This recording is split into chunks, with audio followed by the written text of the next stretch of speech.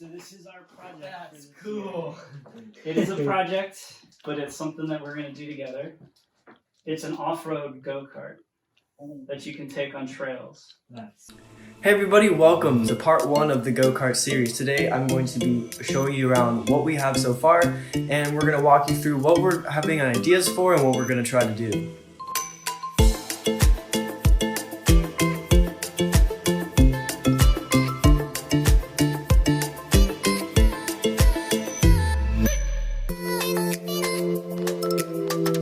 First got this car, it came with the wheel that's attached to it and the frame, and then everything else was taken apart. The old engine is not there. We got this 450 or 420 cc engine came with it, which the other guy was gonna repair and gonna do it himself, but he said he got busy and he couldn't do it, so we went ahead and got it ourselves, and we're gonna make this a really fun project. We got this bucket of stuff over here, and it's just a pile of stuff that goes with this car. We're not entirely sure what that is yet, but we're hopefully going to be able to figure all this out. Hey guys, so we're going to Lowe's to get a few tools that we might need for the go-kart, and also we're going to, after that, go to Tractor Supply to see if we can find anything that we also might need or want to put in there. So things like the 5-belt harness or the seats or anything like that. So we're just gonna look there after we get some tools from those. We got ourselves a wire wheel. So this we can use, here I'll show you what we're gonna use this for. All of this rust, we'll be able to use this and take off most of that rust with just using this. But that's everything that we got from the store. And yeah, there's a quick update for you.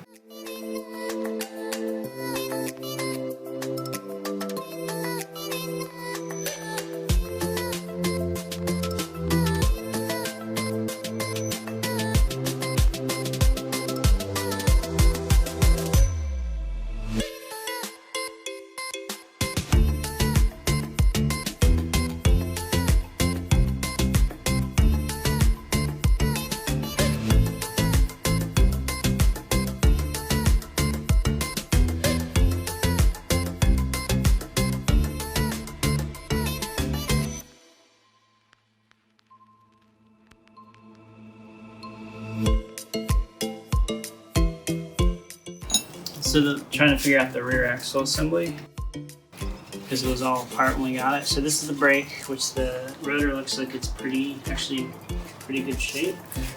I don't know if the brakes are sort of good or not, but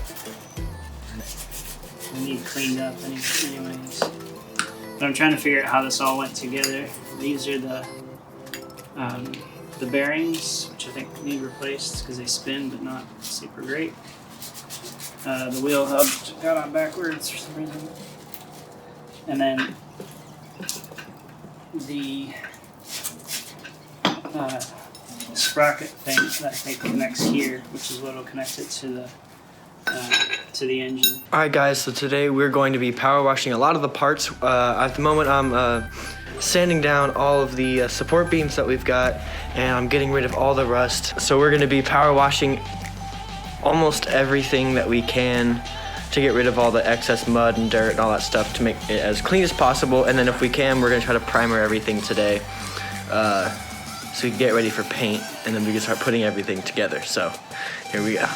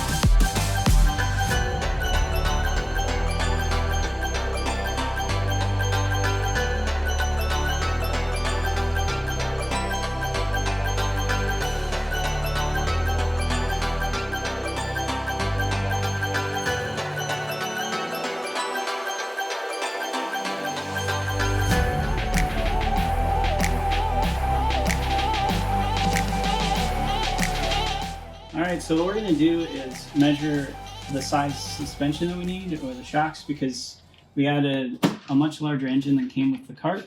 So we have to kind of pull it back a little bit and lift it a little bit so it doesn't run into the frame.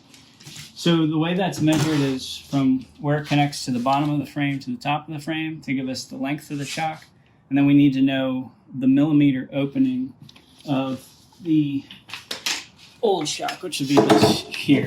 So that's the other measurement we need, is just the width of this and then the length of that. And I think we'll be okay with roughly,